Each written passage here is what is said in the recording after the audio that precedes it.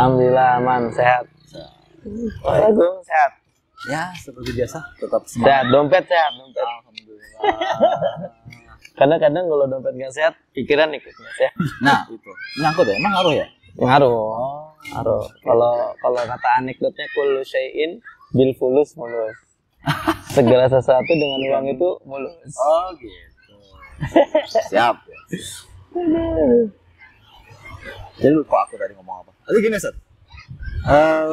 Ini pagi cerah gitu. Biasanya kan di sini rame nih. Rame apa namanya? Orang olahraga gitu kalau pagi gitu. Tapi hari ini nggak ada karena memang olahraga karena mungkin orang lagi salah satunya lagi Ramadan. Puasa. Tapi kita masih lihat teman-teman kita pada mancing, pada ya masih ada aktivitas di sini gitu. Ya alhamdulillah. Alhamdulillah. Jadi Artinya puasa Ramadan tidak menyurutkan semangat memancing. ya minimal mereka refreshing. Ya nggak boleh. Yang penting mancing ikan lah daripada mancing emosi orang masih. Oh, betul. Sebenarnya. Ini mancing ikan ya. Betul. Siapa tahu dia berikhtiar dengan Ya, yang penting jangan mancing emosi, mancing keributan, mancing permusuhan jangan. siap. Jangan ya deh ya. Jangan gitu ya. Ustaz Rizky, aku kemarin ini ya lihat apa ya channel baru Ustaz Rizky ya tentang Betul. dia bikin namanya Mas Ustaz kalau nggak salah Iya. dengan logo birunya dengan background biru langitnya dan memang di konsepnya mantap lah itu jadi. Iya. Jadi ya semoga ini bisa ke depan bisa sesuai dengan harapan kita semua. Betul. Sama Mas Rizky untuk bisa apa ya bermanfaat untuk Ya, seperti itulah. Kita kan kalau dengar peribahasa gajah meninggalkan gading gitu ya. Kalau Manusia. harimau meninggalkan kulitnya gitu. Manusia meninggalkan channel ya. ya. Tapi channelnya channel apa dulu yang bermanfaat. Oh, Ya kalau misalkan kita arsitektur, kontraktor, ya kita meninggalkan bangunan yang bermanfaat. Ya kalau kita donatur, kita meninggalkan tanah wakaf. Jadi tinggal pilih apa yang mau ditinggalin. Salah satu ini segmen yang aku lihat itu tentang di Mas Ustaz itu tentang apa ya Jawa sentris Iya, Yang- filosofi Jawa. filosofi Jawa dan artinya aku pikir berarti berani ya artinya berani menunjukkan jati diri bahwa aku ini orang Jawa Betul. muda berdarah Jawa katakanlah kayak gitu. Dan yang lucunya yang buat aku agak menggelitik itu dengan istilahnya itu apa asli Timur Tengah itu. Iya. Itu menarik banget. Kenapa jadi apa mengatakan diri aku asli Timur Tengah? Iya, jadi sebagai aktualisasi diri ya salah satunya ya, karena kita sering disalah sangka orang Arab gitu. Ya tahu dari mananya kali itu juga bingung. Akhirnya saya jadikan jokes. Oh iya bener saya orang Timur Tengah gitu. Bapak Jawa Timur, Ibu Jawa Tengah. Gede sampai dari kecil sampai gede mah di Bekasi. Jadi makanya sebetulnya untuk logat Jawanya juga nggak tajam-tajam banget ya, justru malah secara bicara itu lebih mirip ke Betawi ya. Tetapi kita mengafirmasi kejawaan itu karena memang pernah mondok di Jawa juga dan orang tua asli juga. Jadi banyak sekali pendidikan-pendidikan yang sangat berpengaruh atau dipengaruhi oleh tradisi Jawa. Gitu. Tapi sehari-hari kalau sama orang tua ngomong Jawa. Indonesia, Oh, nasionalis. itu Iya, bukan nasionalis emang ya. iya betul. Seharian aja. Iya, sorry. Yang oke. Dari di situ Ustaz, pasti gini, maksudku aku berpikir pasti ada tujuan dong untuk bikin konten dengan segmentasi Jawa khusus. Ya, Betul. Karena banyak nilai-nilai yang saya rasa tidak boleh berhenti di buku bacaan gitu, tetapi memang harus disampaikan secara publik. Karena terkadang metode pembelajaran orang kan beda-beda. Ada yang senangnya baca, ada yang senangnya mendengarkan, ada mungkin yang lebih rumit, dia maunya video seperti ini tapi harus ada visualisasinya. Ya. Jadi ini bagian daripada kita menyebarkan tadi nilai-nilai seperti itu. Nah, karena memang saya juga sangat tertarik dengan kesuksesan para wali Songo itu. Oke. Para 9 wali tanah Jawa ini, meskipun beliau-beliau ini membawa ajaran agama di tengah orang-orang yang belum beragama saat itu, tapi mereka sukses kalau bahasa akademiknya itu yang memberikan sentuhan akulturasi budaya. Akulturasi ini mengemas budaya itu menjadi sebuah media dakwah. Ya, misalkan kita lihat secara faktanya ada Sunan Bonang yang menjadikan alat musik bonang sebagai perantara, ada juga yang lain-lain tembang-tembang dan lain sebagainya seperti Sunan Kalijogo ya, itu menarik. Bahkan tembang-tembangnya pun kan kita tahu sendiri ya, liriknya bagus-bagus, bisa dijadikan pelajaran. Itu yang membuat saya tertarik untuk artinya bukan mengikuti, artinya itu pernah ada. Dulu pernah ada, artinya pernah ada. Iya, iya, pernah terjadi. Ininya meneladani dari beliau-beliau ini. Iya, salah satunya. Jadi mereka memberikan sebuah satu nilai kepada kita bahwasanya untuk berdakwah itu juga tidak asal-asal mengajak. Jangan-jangan apakah kita sudah berhasil mengajak atau malah cenderung mengejek gitu kan? Apa kita sudah berhasil merangkul atau kita malah justru memukul? Memukul ini kan bukan hanya memukul pelipis wajah, tetapi bisa jadi memukul hati dengan kata-kata yang menyakitkan. Betul, Ustaz. Aku tadi kepikiran gini ya. Kenapa aku bahas aja Jawa sentris, bukan berarti ini jelek ya, tapi ini sebuah kebaikan. Tapi apa karena asal dari Bapak Ibu Jawa, terus kemudian tinggal ya, di Jawa. Tentu kita tidak bisa menafikan bahwasanya setiap suku dan bangsa Indonesia itu kaya akan budaya. Yes. Kaya akan legacy peninggalan warisan-warisan, baik itu dalam bentuk warisan tulisan, perkataan, atau bahkan mungkin tutur tindak ya, perilaku keseharian yang sudah diatur sedemikian oleh adat, dan yang pasti itu mengajarkan kebaikan. Hanya saja ya karena lingkup circle saya orang Jawa, ya kita ambil itu, gitu aja sebenarnya ya, karena memang secara suku keturunannya saya Jawa, itu aja. Oke, baik. Kan gak relevan kalau kita dibesarkan dalam keluarga Jawa lalu kita bicara yang lain, jadi sok tahu. Betul juga. Cuma tadi aku kepikiran kan apakah Ustadz Rizky salah satu ngambil itu akan berdasarkan ayat yang itu tuh Ustadz. Iya. Bicara dengan bahasa kaummu, artinya. Oh iya betul. Jadi di ayat Quran itu memang ada yang bilisannya kaumim ya. Nabi diutus dengan lisannya kaum masing-masing. Di salah satu seperti itu. Makanya ya ketika kepada Bani Israel dengan bahasa Bani Israel. Tapi nanti jadi ada pertanyaan, kenapa bahasa Arab ditujukan untuk semua orang? Oh gitu. Oh iya benar juga sih. Iya kan, Quran kan bahasa Arab yang ditujukan kepada Nabi orang Arab, tapi ditujukan untuk rahmatan lil alamin, untuk menjadi rahmat seluruh alam. Dan juga umatnya bukan hanya orang-orang Arab, tapi ya orang Asia, orang Eropa, orang Arab itu sendiri, seluruh dunia. Jadi memang salah satu alasannya adalah karena bahasa Arab itu bahasa yang cukup tua, dan bahasa yang memiliki kekayaan kosakata yang luar biasa. Dan bahasa Arab ini saat itu ketika di waktu Al-Quran turun itu sedang menjadi bahasa terbaik. Saya pikir sampai hari ini misalkan yang diterapkan sebagai bahasa internasional kan hari ini bahasa Inggris.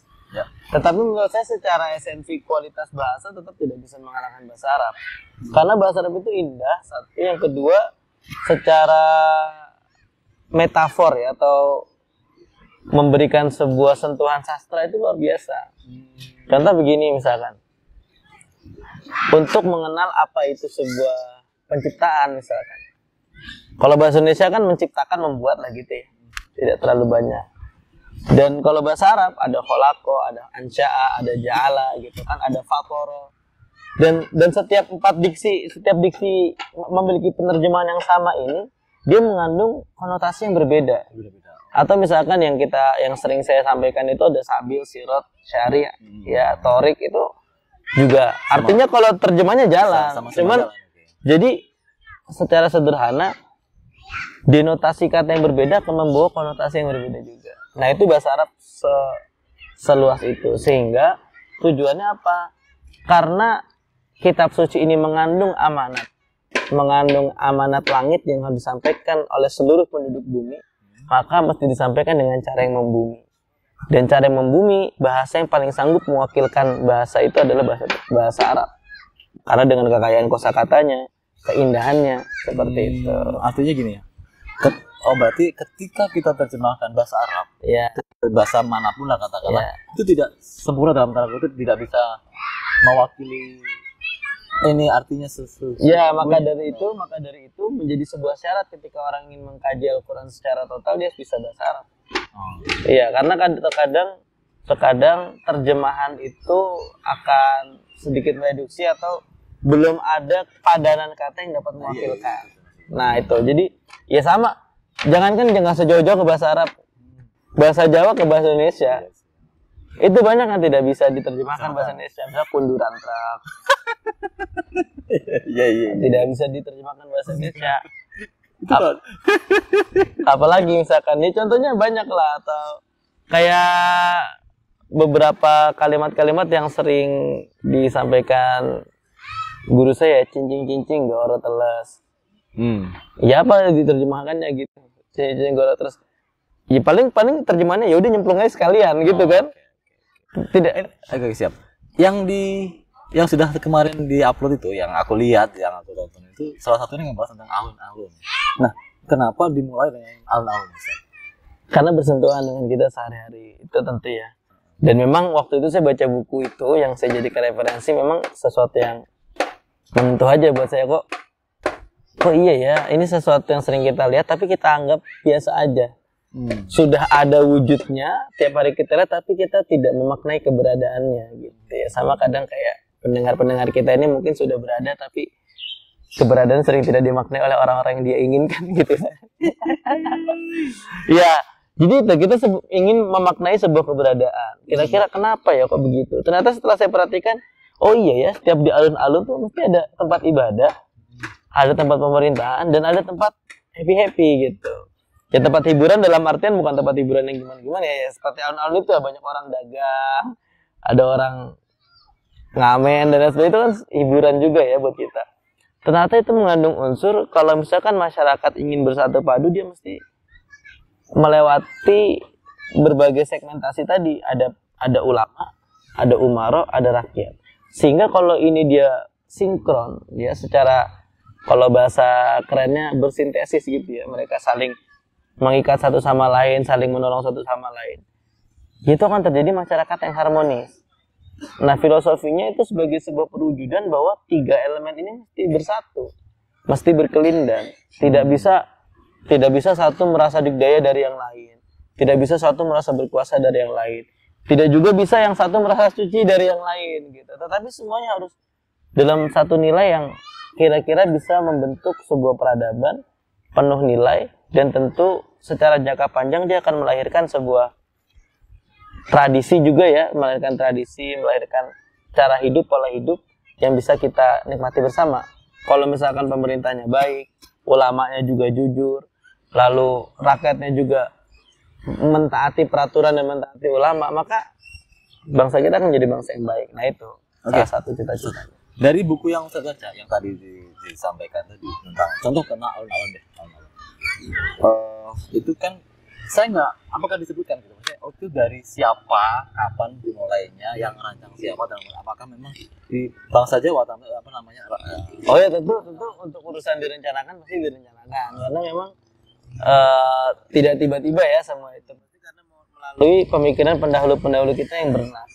Untuk siapa tokohnya, kapan spesifiknya, saya belum menemukan situ, atau mungkin ada yang luput dari ingatan saya. Tetapi yang jelas itu bukan sebuah ujuk-ujuk kira-kira seperti itu. Kan kalau makanya saya berpikir kan dibuat pasti ada maksudnya kan. Betul. Setiap sebuah penciptaan pasti mengandung tujuan. Tidak mungkin dia hambar atau tanpa makna. Sama halnya manusia diciptakan oleh Tuhan ya diabudul untuk beribadah. Lalu manusia diciptakan juga dalam beberapa kisah keburukan, perilaku buruk manusia untuk diambil pelajaran agar manusia yang tidak seperti itu dan lain sebagainya. Pasti ada tujuannya, dan tujuannya salah satu itu menjadi sebuah simbol bahwasannya elemen masyarakat ini mesti punya pertalian yang kuat, kira-kira seperti itu. Baik, terus kemudian selain alun-alun, ada banyak hal nggak sih sebenarnya dari apa ya, dari filosofi Jawa apapun namanya itu yang bisa nyangkut dengan agama Islam atau kayak gitu? Macam-macam ya. Yang paling bisa kita lihat itu misalkan gini, bahkan pesantren yang hari ini banyak gitu ya, pesantren. Bahkan juga ada pesantren sepuh yang sudah ratusan tahun. Itu juga hasil akulturasi budaya sebetulnya. Dulu, ya ini salah satu buku yang saya rujuk adalah Sejarah Etika Pesantren. Nah itu ternyata sekolah berasrama ini dulunya ada di Palembang. Karena dulu Palembang itu pusat Sriwijaya. Ya, jadi sekolah Buddha itu memiliki asrama yang disebut sekolah namanya Dukuh Puntren. Dukuh Puntren jadi pesantren. Ya, Dukuh Puntren. Lalu satu ketika kerajaan Sriwijaya ini tumbang dan segala macam bangunan dan sebagainya beralih lah ya. Dan dijadikan pola pendidikan asrama ini diambil. Dan itu juga sudah ada tuh istilah sowan, boyongan dari dulu. Jadi sowan ini datang ke guru, boyongan ini pamit dari guru. Itu tradisi panjang. Nah, hal-hal seperti ini perlu kita sampaikan ulang, perlu kita ceritakan ulang supaya kita tidak terlepas dari tali sejarah kan. Kalau kata Soekarno kan jas merah, jangan sekali-kali melupakan sejarah. Oke, menarik banget sih Ustadz. Ini Iya. masih sebatas ini, maksudnya itu kita belum sedetail mendalami satu persatu. Betul, tadi. betul. Itu kan udah menjadi hasil legacy. Yang kedua ada quotes, kata-kata pitutur luhur budaya Jawa itu juga ada. Yang kedua, ya pitutur luhur budaya Jawa sering kita dengar lah. Ojo adigang adigung adiguno. Terus ya termasuk tadi yang saya sebutkan di awal sini cicing gak ora telas. Terus apalagi misalkan ojo cedak kebogupak dan lain sebagainya, itu dari quotes. Belum dari misalkan hasil seni, misalkan wayang kita kenal ada 4 punakawan misalkan ya, Semar, Bagong gitu kan dan lain sebagainya. Itu juga sebetulnya jadi media dakwah. Makanya sebetulnya ud'u ila sabili rabbik bil hikmah wal mau'izah hasanah itu banyak seninya. Termasuk ya kayak hari ini peralihan yang tadinya dakwah secara konvensional sekarang digital. Ustaz bikin channel, bikin video, ya memang cara berjari hari ini seperti itu. Dan dampaknya apa? Kalau sekarang kita meninggalkan aset-aset video yang bisa diakses kapanpun. Kalau ya misalkan pencipta wayang, ya hari ini wayang masih dimainkan. Itu kan jadi bagian dari warisan. Oke. Gini, semoga terutama di channel Mas Ustadz ini, terus kemudian terutama yang di segmentasi apa sih namanya Filosofi daerah lah Jawa itu akan bisa membangkitin lagi dalam tanda kutip. Betul. Justru saya akan sangat senang ya ketika mungkin bisa dikolaborasikan gitu. Katakan misalkan, di Jawa diajarkan nih, misalkan namanya unggah ungguh, sopan santun untuk hari ini generasi yang minus akhlak misalkan. Oh ternyata di tradisi Aceh ada juga nih pendidikan akhlaknya seperti ini, tradisi Sumbawa seperti ini, tradisi Mataram seperti ini. Itu akan sangat indah karena akan melahirkan sebuah perspektif yang kaya dengan nilai kebangsaan. Yang hari ini mungkin kita banyak menghabiskan waktu untuk menerapkan informasi dari sosial media kan. Yang mungkin terkadang informasinya tidak berkaitan dengan budaya, bahkan mungkin hanya sekedar galau-galauan gitu kan, sindir-sindiran lewat TikTok dan sebagainya. Tetapi ayo kita isi sesuatu ini dengan apa yang ada dari bangsa kita. Karena cinta inilah yang akan membangkitkan kita untuk kembali melihat nih, mau jalan-jalan ngelihat. Bahkan rumah adat itu sendiri kan ada filosofinya. Ya pasti. Kenapa bentuknya begini, kenapa bentuknya begitu, ya makanan, cara menyajikan dan sebagainya itu pasti ada nilainya.